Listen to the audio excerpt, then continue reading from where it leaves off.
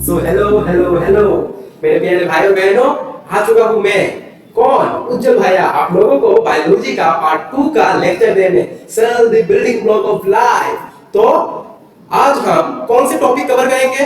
पहले हम समझेंगे hypertonic, hypotonic and isotonic solution को। फिर हम प्रोकैरियोटिक एंड यूकैरियोटिक सेल को समझेंगे। फिर हम न्यूक्लियस को समझेंगे, क्या है, किधर रहता है, किससे बना हुआ है, काम क्या है। और फिर अगर टाइम मिले तो हम राइबोसोम को भी आज कवर कर लेंगे।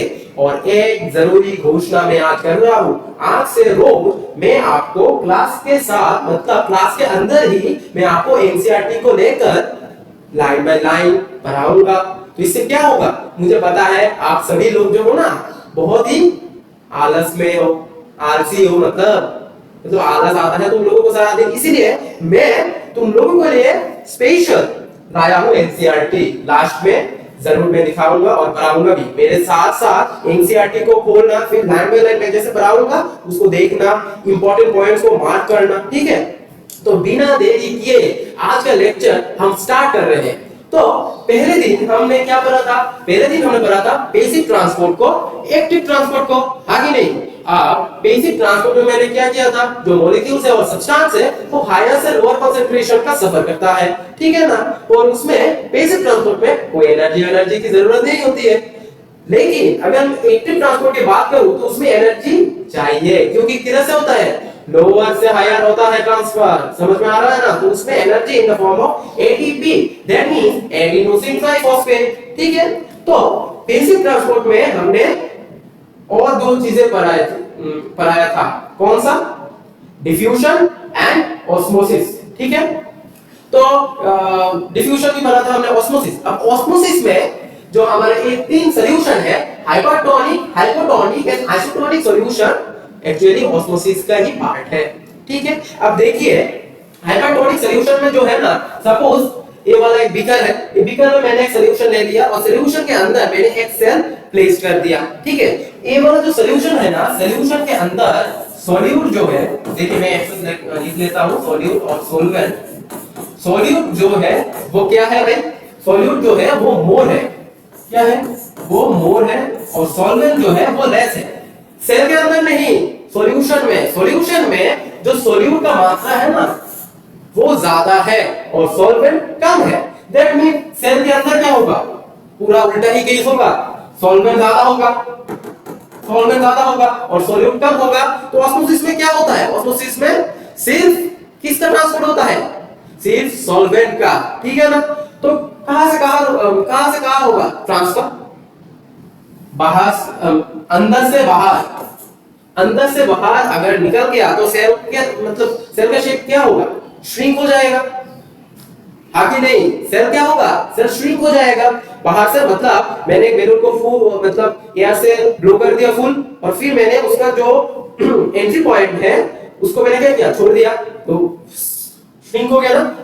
सेम, एग्जैक्टली सेम है हाइड्रोटोनिक सॉल्यूशन के केस में। क्या होता है, जो अंदर का जो सॉल्वेंट है ना वो बाहर निकल जाता है और सेल श्रिंक हो जाता है, ठीक है। समझ में आ गया? तो देखिए क्या लिखा हुआ है, high solute concentration outside cell creates low water potential, draws water out of cell. Hypotonic response क्या होता है? देखिए सेल क्या होता है, श्रिंकेज हो जाता है। समझ में आ गया? और अब हम पढ़ेंगे हाइपोटोनिक सॉल्यूशन का। हाँ, हाइपोटोनिक सॉल्यूशन। अब देखिए हाइपरटोनिक सॉल्यूशन का उल्टा है हाइपोटोनिक सॉल्यूशन। क्या है? उल्टा। दैट मींस हाइपोटोनिक सॉल्यूशन में क्या होगा, ये जो बाहर जो सॉल्यूशन है, सॉल्यूशन में सॉल्यूट जो है ना, सॉल्यूट क्या होगा? बोलो, अरे भाई बोलो। नहीं बोलोगे तो क्या? अगर नहीं बोलोगे तो कैसे चलेगा? नहीं चलेगा रे, ठीक है। क्या क्या बोलो? हाइपोटोनिक सॉल्यूशन में क्या होगा? हाइपोटोनिक सॉल्यूशन में जो सॉल्यूट होगा वो एक्चुअली, तो देखिए हाइपोटोनिक सॉल्यूशन में क्या होगा, हाइपोटोनिक सॉल्यूशन में सॉल्यूशन के अंदर जो सॉल्यूट होगा वो कम होगा, लेस होगा, और सॉल्वेंट जो होगा वो ज्यादा होगा। दैट मीन सेल के अंदर क्या होगा, सेल के अंदर सॉल्यूट ज्यादा होगा और सॉल्वेंट कम होगा। तो ऑस्मोसिस में हमने पहले ही पढ़ा था कि किधर से किधर होता है ट्रांसपोर्ट, किधर, हायर से लोअर। तो बाहर ज्यादा है सॉल्वेंट, क्या है सॉल्वेंट बाहर ज्यादा है तो बाहर से अंदर घुस जाएगा, सेल क्या होगा मोटा हो जाएगा भाई। देखिए सेल स्वेलिंग हो जाएगा। समझ में आ गया हाइपरटोनिक सॉल्यूशन और हाइपोटोनिक सॉल्यूशन को। और आइसोटोनिक सॉल्यूशन जो है ना हमारा, आइसोटोनिक सॉल्यूशन में इक्वल होता है, मतलब बाहर सेल के अंदर और सॉल्यूशन में मतलब सेल के बाहर जो सॉल्यूट और सॉल्वेंट का मामला है ना इक्वल होता है। दैट मींस इधर नो नेट मूवमेंट, क्या हुआ कोई मूवमेंट ही नहीं होगा। अरे भाई दोनों तरफ बराबर हो गया ना, अगर दोनों तरफ बराबर हो गया तो मूवमेंट कैसे होगा, इक्वल हो गया। समझ में आ गया। दैट मींस देखिए हाइपरटोनिक सॉल्यूशन में क्या हुआ, सेल श्रिंक हो गया, मतलब एक्सोस्मोसिस हो गया। मैंने बोला था ना एक्सोस्मोसिस और एंडोस्मोसिस का खेल।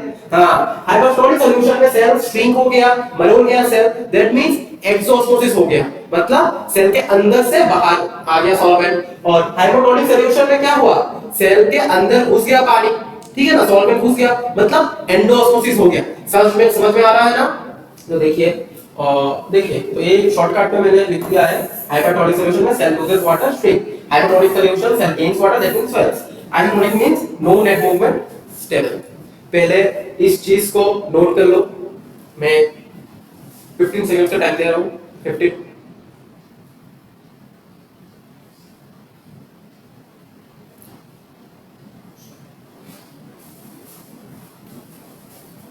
हो गया जी।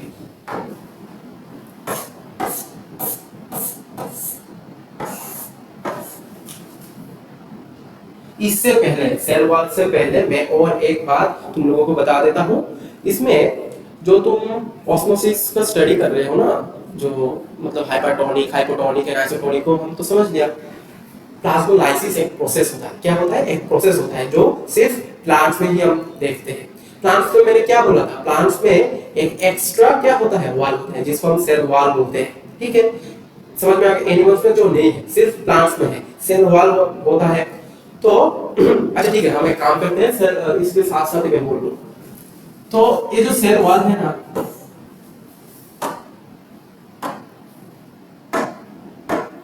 देखो ये जो मैंने सेल वॉल बोला है तुम लोगों को, क्या है सेल वॉल। सेल वॉल एक रिजिड आउटर लेयर है जो हम प्लांट्स में देखते हैं, ठीक है। रिजिड है और डेड है, क्या है डेड है रिजिड है। Found only in plant cells made up of cellulose provide structural support. देखिए हम लोग इंसान है, दैट मींस हम एनिमल्स के अंदर ही पढ़ते हैं। और जो बाकी जानवर है जैसे कुत्ते बोल लो, बिल्ली बोल लो, लोमड़ी बोल लो, हम इंसान को ही बोल लो, हम क्या कर सकते हैं मूव कर सकते हैं, इधर जा सकते हैं इधर जा सकते हैं। मैं आपसे बात कर सकता हूँ, अगर बारिश हो रही है तो मैं क्या करूंगा कोई रूफटॉप ढूंढूंगा कि नहीं, ठीक है ना। तो हम क्या कर सकते हैं, हमारा ध्यान हम खुद ही रख सकते हैं मूवमेंट करके, ठीक है। एनवायरनमेंट के साथ हम मिलजुल के रह सकते हैं, मतलब जब बारिश होगी हम चले जाएंगे कोई और रुक गई तो हम आ जाएंगे फिर से, ठीक है ना। बिल्कुल ऐसे ही हमारा जो प्लांट्स है, प्लांट्स में क्या होता है, प्लांट्स मूव नहीं कर सकता, एक ही जगह में खड़ा होता है बेचारा, ठीक है ना। तो अगर बारिश हो, अगर ज्यादा तेज धूप निकले तो प्लांट्स क्या करता है भाई, उसको भी तो तकलीफ होता है कि नहीं। इसीलिए प्लांट्स के अंदर एक अलग ही बाहर, प्लांट के बाहर एक अलग ही लेयर होता है जिसको हम क्या कहते हैं सेल वॉल होती है। वो एनवायरनमेंट के साथ विथस्टैंड करने में क्या करता है, हेल्प करता है प्लांट्स को, ठीक है।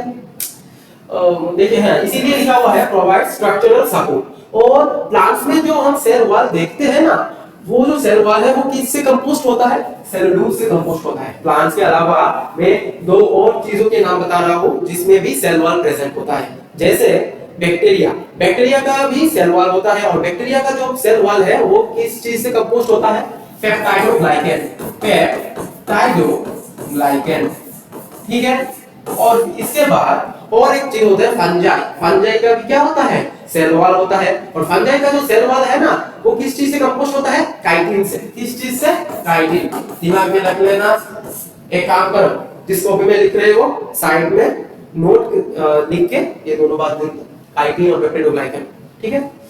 तो देखिए सेल वॉल क्या है, रिजिड आउटर लेयर है जो हम प्लांट्स में मेनली देखते हैं। वो सेलुलोज से कंपोस्ट हुआ है, वो मेनली स्ट्रक्चरल सपोर्ट प्रोवाइड करते हैं। और देखिए वो रिजिड है लेकिन सेल वॉल भी कुछ चीज के लिए परमिएबल है, वो वाटर मॉलिक्यूल ट्रांसफर कर सकता है अपने अंदर और बाहर, ठीक है ना, तो वो भी परमिएबल है, सबके लिए नहीं, कुछ मतलब क्या बोलूं मैं, चुनिंदा चीजों के लिए, ठीक है। और अब सेल इंटेलिजेंस मतलब ये ज्यादा कुछ नहीं है, दिमाग में प्रेशर मत डालो, ये क्या है, कोऑर्डिनेटेड वर्किंग सिस्टम है जिसमें ऑर्गेनिल्स होता है ना, वो ईच ऑर्गेनिल्स परफॉर्म करता है specialist function to keep the cell alive. Cell के अंदर मैंने पहले दिन ही आपको बोला था बहुत सारे सेल ऑर्गेनिल्स प्रेजेंट होते हैं, जैसे राइबोसोम बोलो, एंडोप्लाज्मिक रेटिकुलम हो गया हमारा, ठीक है, वैक्यूल हो गया, वो क्या है, सेल ऑर्गेनिल्स है, तो वो अलग अलग ऑर्गेनिल्स अलग अलग फंक्शन परफॉर्म करता है, ठीक ना, तो हाँ, तो अलग अलग फंक्शन परफॉर्म करता है, इसीलिए तो सेल अलाइव है, ठीक है ना, समझ में आ गया, इधर इतना ही पॉज करके इसको लिख लेना, ठीक है।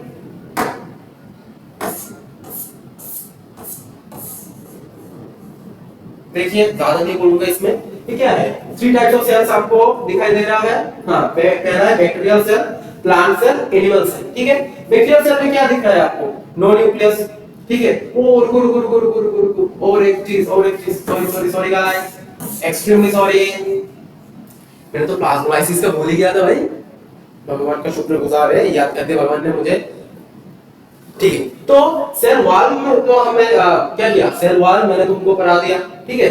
अब सेल वॉल क्या है, आउटर लेयर है प्लांट का, ठीक है। तो देखो देखिए, सपोज ये वाला क्या है, ये सेल का सेल वॉल है, लेट, और ये अंदर का चीज है सेल के अंदर, ये सेल वॉल है, तो वो सेल मेम्ब्रेन है, और ये क्या है, ये प्रोटोप्लाज्म है, क्या है, प्रोटोप्लाज्म। प्रोटोप्लाज्म क्या है, प्रोटोप्लाज्म है living content of the cell, क्या, सपोज एक प्लांट का सेल है, और ये क्या है, ये वाला है हमारा सेल वॉल, ठीक है, और ये अंदर का जो चीज है वो प्रोटोप्लाज्म कहलाता है, मतलब सेल वॉल को छोड़ के सेल के अंदर जो भी प्रेजेंट है उसको हम प्रोटोप्लाज्म के living content of the cell को हम प्रोटोप्लाज्म कहते हैं।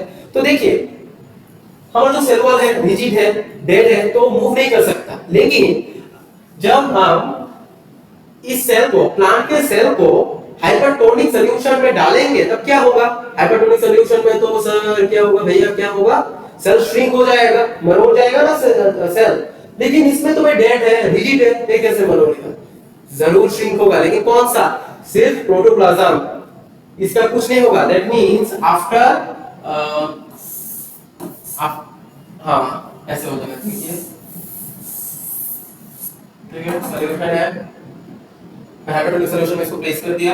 अब इसका साइज देखिए, सेल वॉल का कुछ भी नहीं होगा, जो प्रोटोप्लाज्म है वो श्रिंक हो जाएगा, देखो पूरा श्रिंक हो गया कि नहीं, पूरा ऐसे हो गया, देखो पूरा श्रिंक हो गया, मतलब ये वाला जो प्रोटोप्लाज्म है पूरा श्रिंक हो गया, इसको ही कहते हैं प्लाज्मोलाइसिस, समझ में आ गया, ठीक है, ठीक है, हाँ, क्या है ये वाला बैक्टीरियल सेल, ठीक है, इसके अंदर कोई न्यूक्लियस ही नहीं है, ठीक है, सिंपल स्ट्रक्चर है प्रोकैरियोटिक, और plant and animal cell both are eukaryotic, ठीक है, मैं बोलूंगा प्रोकैरियोटिक का मतलब क्या है, यूकारियोटिक का मतलब क्या है। देखिए प्लांट सेल में क्या होता है, मैंने पहले बोला था सेल वॉल प्रेजेंट होता है, क्लोरोप्लास्ट होता है, लार्ज वैक्यूल होता है, और एनिमल सेल में क्या होता है, सेल वॉल नहीं होता है, फ्लेक्सिबल होता है, समझेंगे, टेंशन नहीं लेने का, मैं अब आ चुका है हमारा मेन टॉपिक, चलिए चलिए चलिए समझते हैं। तो देखो ये जो प्रोकैरियोटिक बोला है, प्रो का मतलब क्या है भाई, क्या है, प्रिमिटिव, प्रो का मतलब होता है प्रिमिटिव, कैरियोट का मतलब क्या है, न्यूक्लियस, मतलब प्रोकैरियोटिक का मतलब क्या हुआ, प्रिमिटिव न्यूक्लियस, पुराने दिनों का न्यूक्लियस, और जो यूकारियोटिक है, यू मतलब क्या है, यू मतलब ट्रू, ठीक है, कैरियोटिक न्यूक्लियस, ठीक है, सच्ची वाला न्यूक्लियस? अरे भैया क्या बोल रहे हो? सच्चे वाला? ये क्या झूठ है? अरे झूठ नहीं है, थोड़ा ओल्ड मॉडल है इसीलिए प्रिमिटिव कह दिया। फिर न्यू वाला वर्जन है, ठीक है, ट्रू। देखिए क्लास के अंदर हंसी मजाक चलता है तो मैं बीच बीच में आपको एंटरटेन भी कराऊंगा और फिर आपको लेक्चर भी दूंगा।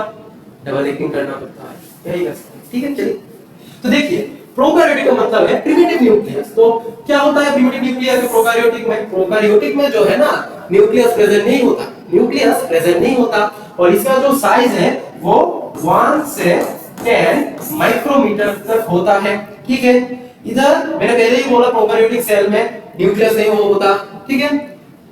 न्यू लेकिन डीएनए तो जरूर होगा ना, होगा कि नहीं? डीएनए होगा।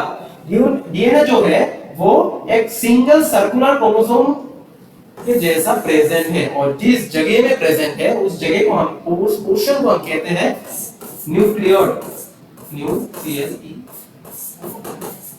न्यूक्लियर, ठीक है। और इसके अंदर कोई ऑर्गेनेल्स प्रेजेंट नहीं होते हैं, ठीक है। जैसे एंडोप्लाज्मिक रेटिकुलम बोल दिया, राइबोसोम नहीं, राइबोसोम सिर्फ राइबोसोम ही प्रेजेंट होता है, इसलिए आगे बताऊंगा। मतलब मेम्ब्रेन बाउंड ऑर्गेनेल्स इसमें प्रेजेंट नहीं है। क्या नहीं है? Membrane bound organelles prokaryotic cell में प्रेजेंट नहीं है। और इस पर जो डीएनए है ना वो प्रेजेंट है कैसे? सिंगल सर्कुलर क्रोमोसोम के जैसे, ठीक है। और जिस पोर्शन में वो प्रेजेंट है उस पोर्शन और उस रीजियन को हम कहेंगे न्यूक्लियर, ठीक है। उसके दिमाग में उल्टी साइड में जब यूकारियोटिक की बात करेंगे हम तो क्या है वो वाला? ट्रू न्यूक्लियस है, ट्रू न्यूक्लियस। दैट मींस इसमें डीएनए होगा, होगा तो ना, होगा तो इसमें अंदर डीएनए है। और न्यूक्लियस जो है ना वो क्या है? मेम्ब्रेन बाउंडेड है। प्रोकैरियोटिक में जो न्यूक्लियस था, अरे भाई था क्या? नहीं था। यूकैरियोटिक में क्या है? न्यूक्लियस है, और न्यूक्लियस जो है ना वो मेम्ब्रेन बाउंड है, और मेम्ब्रेन बाउंड जो सेल ऑर्गेनेल्स है वो भी इसमें प्रेजेंट है, ठीक है। समझ में आ गया? और इसका जो साइज है वो क्या है? 10 to 100 माइक्रोमीटर है, ठीक है। यूकैरियोटिक सेल का एग्जांपल होता है एनिमल्स एंड प्लांट, और primitive nucleus that is prokaryotic का एग्जांपल क्या होता है? बैक्टीरिया, ठीक है। तो क्या हुआ? इसके अंदर क्या प्रेजेंट होता है भाई? इसके अंदर मेम्ब्रेन बाउंड ऑर्गेनेल्स प्रेजेंट नहीं होते। इसके अंदर मेम्ब्रेन बाउंड ऑर्गेनेल्स प्रेजेंट है, इसमें प्रिमिटिव न्यूक्लियस प्रेजेंट है, इसमें प्रिमिटिव न्यूक्लियस नहीं है। इसमें मेम्ब्रेन बाउंडेड न्यूक्लियस प्रेजेंट है, इसमें वो नहीं है। इसका साइज 1 to 10 माइक्रोमीटर हो गया, इसका साइज 10 to 100 माइक्रोमीटर हो गया। इसका एग्जांपल हो गया बैक्टीरिया, और इसका एग्जांपल हो गया एनिमल्स एंड प्लांट्स। हो गया भाई डिफरेंस? कितना इजी है भाई, समझ चुके हो ना तुम सब? आगे नहीं, ठीक है। देखिए prokaryotic no true nucleus, DNA float split. क्या करता है? डीएनए फ्लोट करता है, और जिस जगह पर फ्लोट करता है उस जगह को मैंने क्या बोला था? साइंटिस्ट लोगों ने क्या कहा? न्यूक्लियर, ठीक है। यूकैरियोटिक मतलब क्या है? ट्रू न्यूक्लियस मतलब डीएनए एनक्लोज्ड इन मेम्ब्रेन, मतलब मेम्ब्रेन है, मेम्ब्रेन बाउंडेड ऑर्गेनेल्स प्रेजेंट है इसमें। All bacteria are prokaryotic, plants, animals and fungi are eukaryotic, ठीक है। अब हम न्यूक्लियस को समझेंगे। न्यूक्लियस क्या है? Nucleus controlling centre of the cell है। न्यूक्लियस डबल लेयर्ड मेम्ब्रेन से कवर्ड है, और वो मेम्ब्रेन में छोटे छोटे पोर्स होते हैं। क्या होते हैं? पोर्स होते हैं। पोर्स से जो मटेरियल है, मटेरियल का ट्रांसफर होता है न्यूक्लियस के अंदर और न्यूक्लियस के बाहर, ठीक है। अब न्यूक्लियस के अंदर और एक पार्ट होता है जिसको हम न्यूक्लियोलास बोलते हैं, ठीक ठीक है। Nucleolus is the dense rounded part where the synthesis of ribosomal subunits takes place। Nucleolus में क्या होता है? न्यूक्लियोलस में तैयार होता है राइबोसोमल सब यूनिट, प्रिपेयर होता है।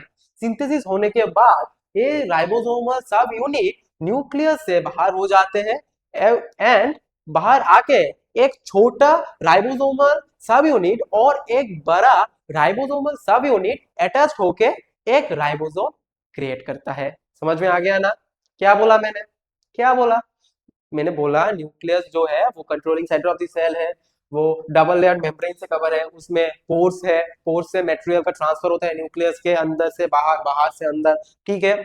उसके अंदर एक डेंस राउंडेड पार्ट है जिसको हम न्यूक्लियोलास बोलते हैं, न्यूक्लियोलास में क्या होता है, सिंथेसिस होता है राइबोसोमल सब यूनिट्स का। जब सिंथेसिस हो जाता है फिर वो पोर से बाहर निकल जाता है। बाहर निकलने के बाद एक छोटा राइबोसोमल सब यूनिट एक बड़ा राइबोसोमल सब यूनिट के साथ अटैच होके एक राइबोसोम क्रिएट कर देता है।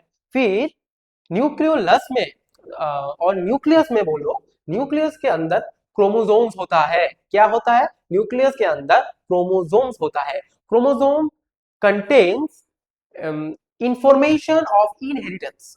ठीक है, क्रोमोसोम के अंदर इंफॉर्मेशन होता है, मतलब किस चीज के इंफॉर्मेशन, मेरे आंखें जो प्यूपिल है वो किस कलर का होगा, मेरे बाल कैसे होगा, मतलब कैसी होगी, कर्ली होगा या स्मूथ होगा, फिर मेरा बॉडी शेप कैसा होगा, मतलब जो हमारा कैरेक्टर्स है, मतलब शरीर का। फिर हमारा जो ईयर लोब्स है वो कैसी होगी, ठीक है ना।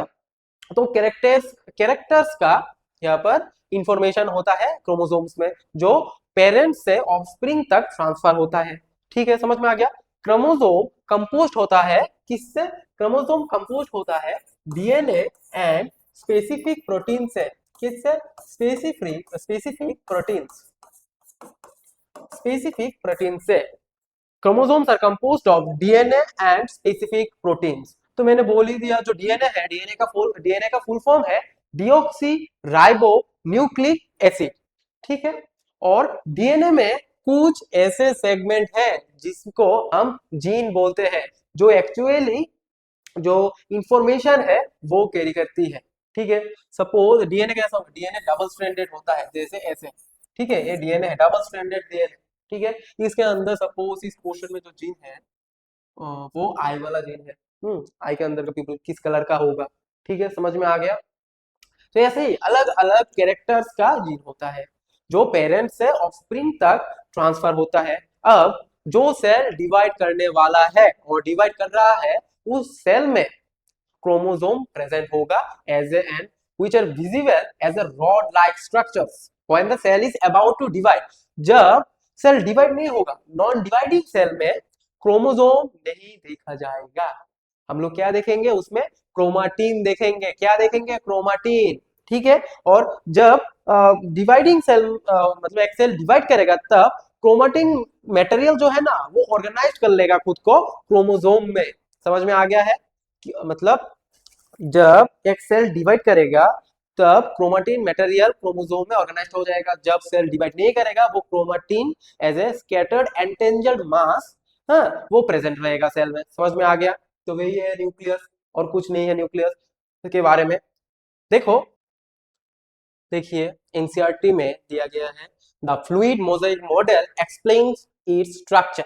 ठीक है, जो प्लाज्मा मेम्ब्रेन है और जो सेल मेम्ब्रेन है वो फ्लूइड मोजाइक मॉडल से एक्सप्लेन होने वाला है। ठीक है, जैसे कि the molecules can move sideways, flip and rotate with in the membrane, hence it is fluid.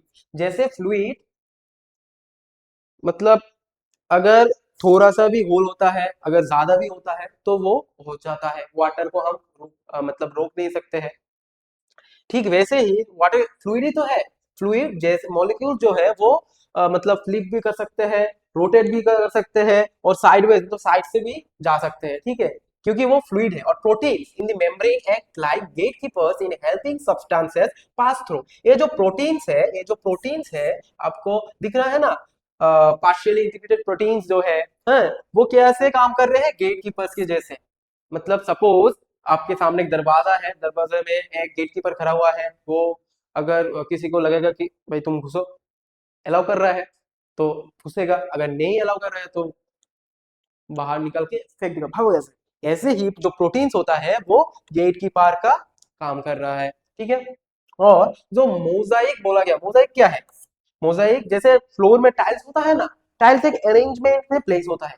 Tiles जो फ्लोर में प्लेस्ड होता है वो एक अरेंजमेंट में प्लेस होता है। Mosaic is also like an arrangement. Okay, since the molecules are arranged, मैंने बोला था ना, since the molecules are arranged like tiles in a mosaic, it is called mosaic model। समझ में आ गया तुम सबको। ठीक है, ये था एक इंपॉर्टेंट बात। अब देखो आगे जाओ। देखो मैंने जो प्लाज्मोलाइसिस का बोला था तुम लोगों को, देखिए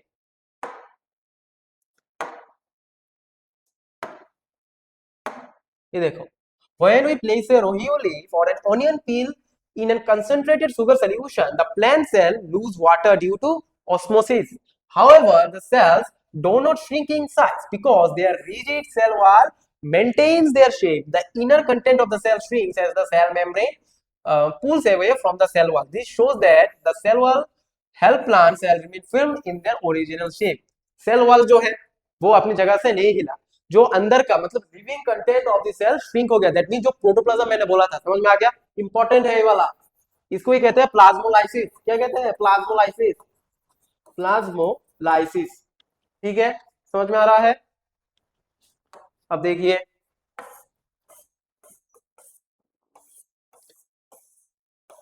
इस पर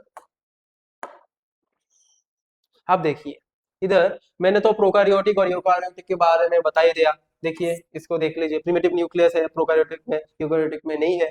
इसका तो डायमीटर का डायमीटर कितना है? 1 to 10 माइक्रोमीटर और 10 से 100 माइक्रोमीटर। ठीक है, और प्रोकैरियोटिक में यूजुअली यूनिसेलुलर होता है और यूकारियोटिक में मल्टीसेलुलर भी हो सकता है, यूनिसेलुलर भी हो सकता है। और मेम्ब्रेन बाउंड ऑर्गेनेल्स एब्सेंट होता है इधर, और इधर प्रेजेंट होता है। मेम्ब्रेन बाउंड न्यूक्लियस एब्सेंट होगा और यूकैरियोटिक सेल में प्रेजेंट होगा। ठीक है, समझ में आ गया है? अब देखिए, इधर एक इंपॉर्टेंट टॉपिक है, इसको भी नहीं छोड़ना है। समझ में आ रहा है ना? In eukaryotic cells, a network of fine fibers forms the cytoskeleton, which provides structural support, maintains cell shape, and enables cell movement and internal transport. It is visible only under electron microscope as a separate entity. Cytoplasm, plant cells में कुछ plant cells में क्या होता है, जो cytoplasm होता है, cytoplasm में स्टोर मतलब साइटोप्लाज्म स्टार्च स्टोर करता है, और स्टार्च के अलावा क्रिस्टल्स ऑफ कैल्शियम ऑक्सलेट और सिलिका भी स्टोर करता है कुछ प्लांट सेल्स के साइटोप्लाज्म में। इसको हम क्या कहते हैं? Cell inclusion, cell इंक्लूशंस।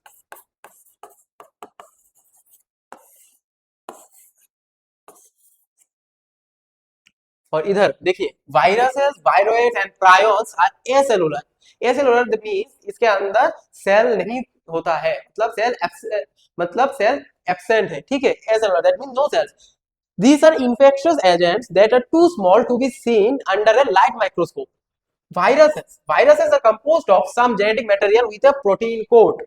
Viroids lack protein coat around its genetic material, while prions are misfolded proteins which lack genetic materials. Prions क्या है? Prions है प्रोटीन्स, कुछ प्रोटीन्स मिसफोल्डेड मतलब हो चुका है, और उसके अंदर जेनेटिक जो मटेरियल है वो ही एब्सेंट है भाई। ठीक है, और वायरसेस क्या होता है? वायरसेस जेनेटिक मटेरियल से कंपोस्ट होता है, जिसके बाहर एक प्रोटीन का कोड भी होता है, और वायरोइड्स में वो प्रोटीन कोड जो है बाहर वाला वो एब्सेंट है। ठीक है, कुछ भी नहीं छोड़ना है हमको एनसीईआरटी का पूरा एनसीईआरटी हमको निकल जाना है। समझ में आ रहा है ना? अब देखिए, इधर ऐसे तो मैंने बोल ही दिया आपको कि nucleus house of coded instruction. Nucleus क्या है? डबल लेयर्ड कवरिंग है, जिसको हम न्यूक्लियर मेम्ब्रेन भी बोलते हैं, which has pores that allow the transfer of material between the nucleus and the cytoplasm. The nucleolus is the dense rounded body in the nucleus where the synthesis of ribosomal subunits take place. ठीक है, और देखिए, हाँ इधर देखिए, chromosomes are composed of DNA and specific proteins. DNA molecules contain the genetic information. The functional segment of DNA, मैंने क्या बोला? जीन है। देखिए, इन ए नॉन डिवाइडिंग सेल, किधर से? ये वाला लाइन बहुत इंपॉर्टेंट है। In a non-dividing cell, this DNA is present as a part of chromatin material. ठीक है, chromatin material is visible as an entangled mass of thread-like structure. Whenever the cell is about to divide, the chromatin material gets organized into chromosomes. Non-dividing cell में क्या है? Non-dividing cell में DNA present होता है chromatin material के जैसे। Chromatin material ही present होता है नॉन डिवाइडिंग सेल में, और क्रोमाटिन मटेरियल क्या है? एंटेंजल मास है थ्रेड लाइक स्ट्रक्चर्स का। और जब एक सेल डिवाइड होता है तब क्रोमाटिन मटेरियल जो है वो ऑर्गेनाइज हो जाता है क्रोमोसोम्स में। समझ में आ गया? अब देखिए, और एक इंपॉर्टेंट बात, some cells are specialized to perform specific functions. For example, mature red blood cells RBCs in humans do not have a nucleus. अरे भाई, आरबीसी के अंदर न्यूक्लियस ही नहीं है, तो उसको हम क्या कहते हैं? इन्यूक्लिएट, न्यूक्लियस नहीं है। The absence of a nucleus provides more space for hemoglobin, allowing it to transport a larger amount of oxygen to all cells of the body. Since they lack a nucleus, they cannot repair or divide themselves. As a result, their lifespan is short and they survive approximately for 120 days.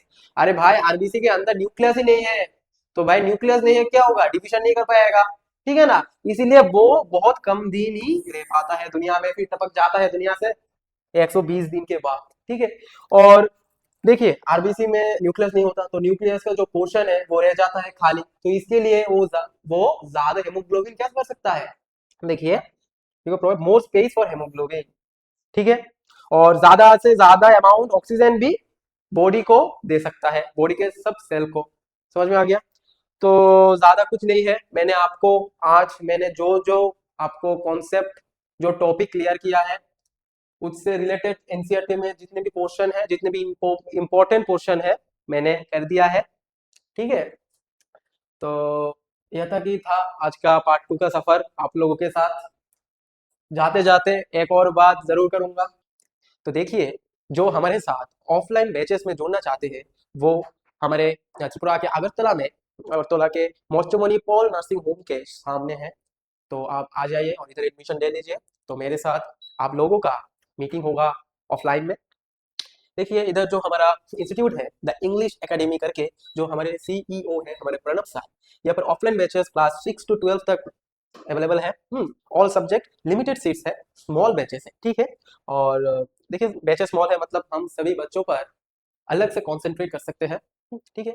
और देखिए जो मेरे साथ online में जो जोड़ना चाहते हैं वो हमारा यूट्यूब में यूट्यूब में साइट है, देखिए the English academy by Pranab sir करके, यहाँ पर जैसे कि आपका जो केमिस्ट्री का क्लास है देखिए जो आपके ओम सर लेते हैं, हाँ, वो इधर है प्रेजेंट, जैसे कि प्लेलिस्ट में आपको मिल जाएगा। देखिए यहाँ पर आप लोगों का ओम सर का जो केमिस्ट्री क्लास है वो आ चुका है पार्ट 2 वाला, ये मेरा पार्ट 1 का है, पार्ट 2 आने वाला है आज का जो लेक्चर है। तो यहाँ पर सब्सक्राइब कर देना, लाइक कर देना और कमेंट जरूर करना, क्योंकि कमेंट करने से ही हमको मालूम पड़ेगा कि आप कितना पढ़ रहे हो, आपका क्या क्वेश्चन है, आप कौन सी डिफिकल्टी फेस कर रहे हो, ठीक है। आज के लिए बस इतना ही, मिलते हैं हम अगले लेक्चर में, अगले पार्ट के लिए तैयार रहें।